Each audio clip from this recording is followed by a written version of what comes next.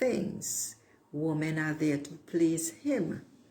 And consequently, nobody is supposed to tell him off, tell him what's wrong, tell him he's disrespectful, and anything like that. So he has attacked me on a few occasions, and he's done all other sorts of petty shit.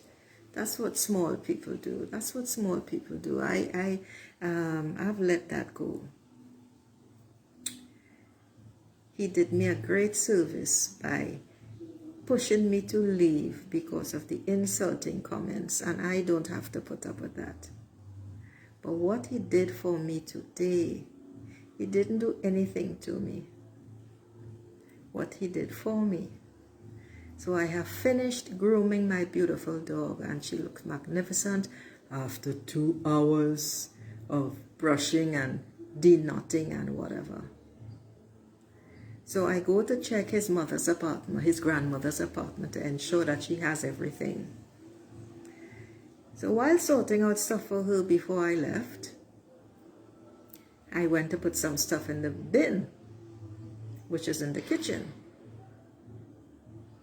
And he did his usual habit of putting his stuff to throw away on top of the lid of the bin. Consequently, you have to move it every time. I don't know why he does that, but whatever. And in my usual fashion, I just lifted the lid and pitched what he had put on top of it. It fell on the floor. I left it there. And he took a step towards me. Now, I had already felt the vibes.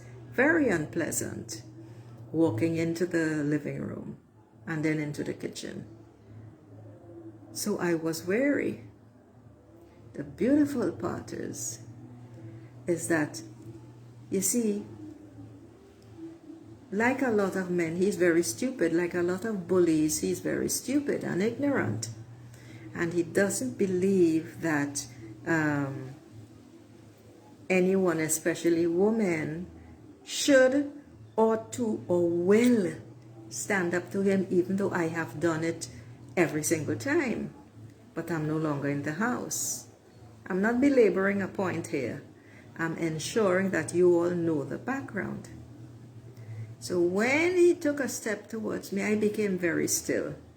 Because let me tell you, after you steer down the dark tunnel of an M16 twice on 2 separate occasions,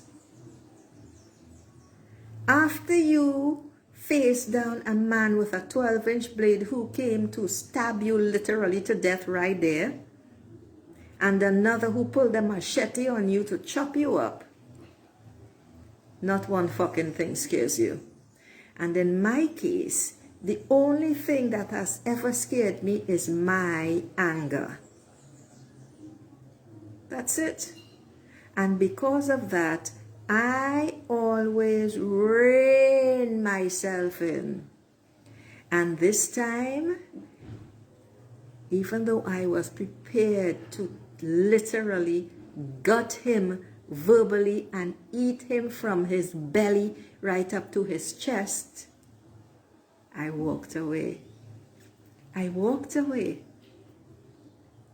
Because it is in that moment that I finally recognized and embraced my power. Nobody scares me, yeah?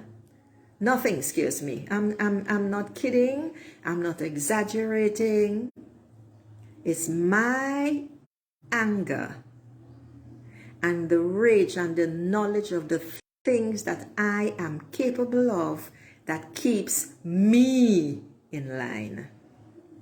So I turned to say a few words to his grandmother, my mother, played with the dog outside a bit, and then I left.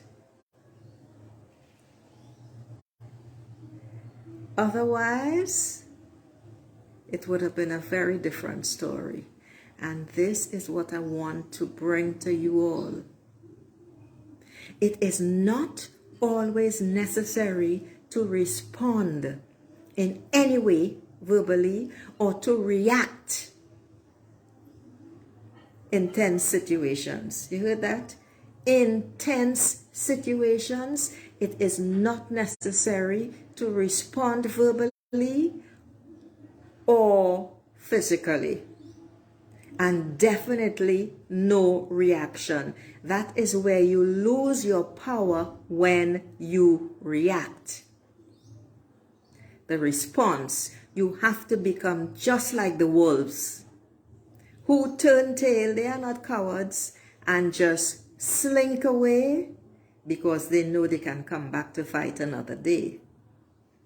That incident today, maybe an hour, 2 hours ago, confirmed to me, because sometimes I have problems seeing it, that I had a choice to face him and deliver the killing, destructive words. I am very capable of that. And the other choice was to walk away. And I made that choice. I cannot emphasize to you all enough how important it is to be aware. Don't think. Notice the vibes around you. And allow your inner self, your higher self, your spiritual self, your angels, your guides to guide you on how you need to respond in these situations. This is particularly important for women and girls because we are not taught this.